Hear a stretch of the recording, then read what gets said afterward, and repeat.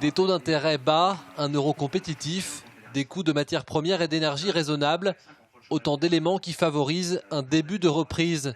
Premier élément marquant, l'investissement des entreprises qui repart à la hausse, et en particulier un secteur qui a souffert durant la crise, celui du bâtiment, qui enregistre aujourd'hui 32% de mise en chantier en plus par rapport à la même période l'année dernière. Depuis les années 2005-2006, on avait des courbes à la baisse et un moral plutôt pessimiste de nos adhérents. Là, depuis quelques mois, l'activité repart à la hausse et le moral revient également de manière optimiste. Ça se traduit par une augmentation du nombre de permis de construire, par ricochet une augmentation des mises en chantier. C'est surtout ce critère-là qui est le plus important d'ailleurs, parce que ça correspond aux travaux réellement engagés. Un début de reprise qui incite à la création d'entreprises, plus 11% sur les 9 premiers mois de cette année par rapport à la même période en 2015.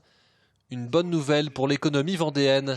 Ça veut dire qu'il y a des créateurs qui ont confiance, qui ont la foi en l'avenir et qui en tout cas vont apporter du dynamisme et de l'offre de produits et de services. Et donc de l'emploi. Voilà, c'est une espèce de cercle vertueux qui se met en route. Et l'emploi profite de ce dynamisme. En Vendée, sur un an, à fin octobre, le nombre de demandeurs d'emploi a reculé de 7%.